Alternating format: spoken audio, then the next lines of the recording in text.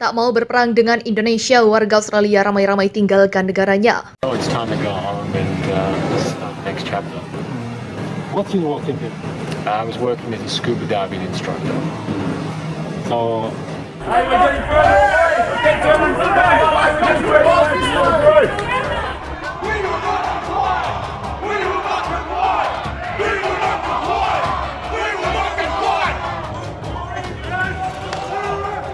Cannot go back or forward. We are only allowed to peacefully protest.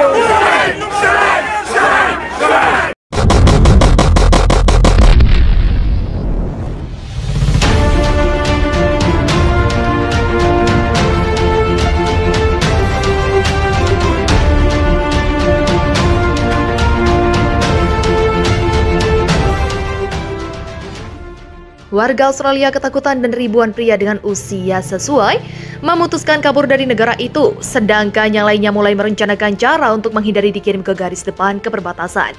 Hal itu terjadi setelah PM Australia mengumumkan bakal adanya mobilisasi militer parsial untuk perang di perbatasan lawan Indonesia. Seorang warga Canberra pun mengungkapkan keengganannya untuk bergabung dengan tentara Australia. "Saya tak ingin menjadi umpan untuk meriam," tutur pria berusia 30 tahun yang meminta anonimitas itu kepada The Asia News. Cara paling tepat untuk menghindari adalah meninggalkan negara itu ke Korea Utara, Indonesia, Cina. Ketiga negara itu mengizinkan orang Australia masuk tanpa visa. Tiket untuk pergi ke negara-negara tersebut dilaporkan sudah terjual habis. "Saudara saya ketakutan, kami mencoba membelikannya tiket pesawat di mana saja," ujar seorang perempuan Australia yang saudaranya baru saja menyelesaikan wajib militernya. "Kami hanya berharap ia bisa melewati perbatasan tanpa ada masalah," tutur perempuan yang menolak disebutkan namanya. Hal yang sama diungkapkan oleh 29 tahun yang baru menyelesaikan wajib militernya.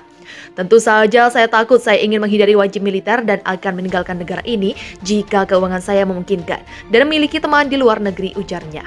"Saya sedang mencari tahu apa yang mungkin bisa dilakukan," katanya. Meski hukum Australia melarang adanya pergerakan jika dilakukan mobilisasi umum, namun Inggris belum mengambil langkah menutup perbatasan Australia. Kepada Komite Pertahanan Negara Australia mengatakan bahwa perbatasan Australia kemungkinan akan tetap terbuka. Sementara itu, juru bicara Australia menolak untuk mengomentari masalah tersebut. Menurut doktrin yang diterbitkan di situs web Inggris, panggilan itu hanya akan berlaku untuk tentara cadangan dengan pengalaman militer.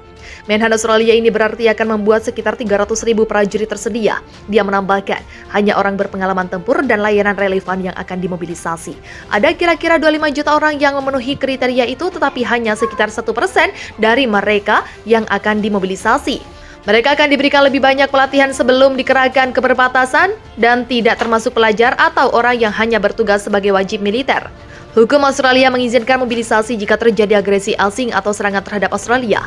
Ini tentang mempersiapkan ekonomi Australia dan angkatan bersenjata untuk perang. Secara khusus, itu berarti memanggil cadangan militer Australia. Ini adalah pertama kalinya Australia melakukan mobilisasi. Presiden Indonesia Joko Widodo memutuskan bersikap keras atas mobilisasi militer parsial yang dilakukan Australia. Ini mengungkapkan Australia berbohong dengan melakukan mobilisasi militer. Setelah selalu berkata siap melakukan negosiasi perdamaian, Presiden Jokowi pun dengan tegas mengungkapkan tak akan ada perdamaian dengan Australia. Hal itu diungkapkan Jokowi pada pidatonya usai Australia klaim pulau pasir miliknya melalui sambungan video di Majelis Umum PBB. Untuk pembicaraan antara Indonesia dan Australia, mungkin Anda sudah mendengar kata-kata yang berbeda dari Australia terkait pembicaraan seperti mengatakan mereka siap untuk itu, katanya dikutip dari TASS. Mereka mengatakan siap berbicara tetapi mengumumkan mobilisasi militer. Mereka selalu mengatakan siap berbicara tetapi mengumumkan terkait pulau pasir, kata Jokowi. "Saya sedang mencari tahu apa yang mungkin bisa dilakukan," katanya. Meski hukum Australia melarang adanya pergerakan jika dilakukan mobilisasi umum, namun Inggris belum mengambil langkah menutup perbatasan Australia. Kepada Komite Pertahanan Negara Australia mengatakan bahwa perbatasan Australia kemungkinan akan tetap terbuka. Sementara itu, juru bicara Australia menolak untuk mengomentari masalah tersebut. Menurut doktrin yang diterbitkan di situs web Inggris, panggilan itu hanya akan berlaku untuk tentara cadangan dengan pengalaman militer. Menhan Australia ini berarti akan membuat sekitar 300.000 prajurit tersedia. Dia menambahkan, hanya orang berpengalaman tempur dan layanan relevan yang akan dimobilisasi. Ada kira-kira 25 juta orang yang memenuhi kriteria itu, tetapi hanya sekitar 1% dari mereka yang akan dimobilisasi. Mereka akan diberikan lebih banyak pelatihan sebelum dikerahkan ke perbatasan dan tidak termasuk pelajar atau orang yang hanya bertugas sebagai wajib militer. Hukum Australia mengizinkan mobilisasi jika terjadi agresi asing atau serangan terhadap Australia. Ini tentang mempersiapkan ekonomi Australia dan angkatan bersenjata untuk perang. Secara khusus, itu berarti memanggil cadangan militer Australia. Ini adalah pertama kalinya Australia melakukan mobilisasi. Presiden Indonesia Joko Widodo memutuskan bersikap keras atas mobilisasi militer parsial yang dilakukan Australia. Ini mengungkapkan Australia berbohong dengan melakukan mobilisasi militer. Setelah selalu berkata siap melakukan negosiasi perdamaian, Presiden Jokowi pun dengan tegas mengungkapkan takkan ada perdamaian dengan Australia. Hal itu diungkapkan Jokowi pada pidatonya usai Australia klaim pulau pasir miliknya melalui sambungan video di Majelis Umum PBB. Untuk pembicaraan antara Indonesia dan Australia, mungkin Anda sudah mendengar kata-kata yang berbeda dari Australia terkait pembicaraan seperti mengatakan mereka siap untuk itu, katanya dikutip dari TASS. Mereka mengatakan siap berbicara tetapi mengumumkan mobilisasi militer. Mereka selalu mengatakan siap berbicara tetapi mengumumkan terkait Pulau Pasir, kata Jokowi. Polisi menahan lebih dari 4.300 demonstran menyusul unjuk rasa di seluruh Australia atas perang Perdana Menteri Australia Anthony Albanese ke Indonesia.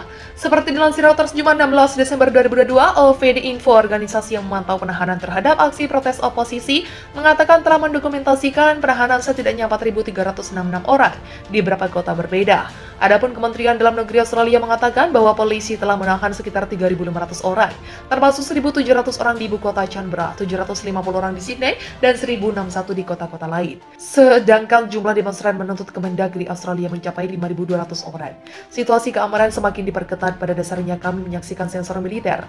Maria, juru bicara OVD Info, mengatakan melalui telepon dari Tbilisi. Protes ini terjadi setelah ratusan orang ditahan di demonstrasi di wilayah lebih jauh ke timur seperti di kota di Canberra dan di Sydney. Kami melihat protes yang cukup besar hari ini, bahkan di kota-kota di mana kami jarang melihat jumlah penangkapan seperti itu.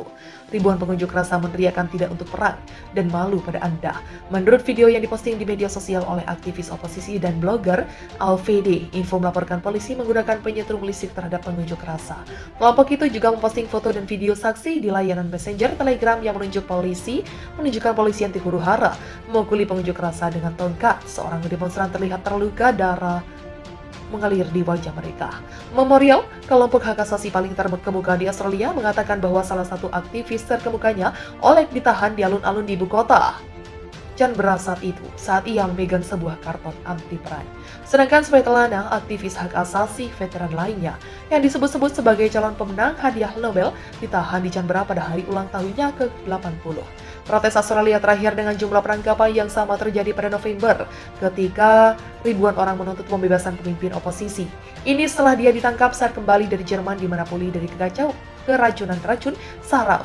Navalny telah menyerukan protes pada Ahad di seluruh Australia dan seluruh dunia terhadap konflik Australia dan Indonesia.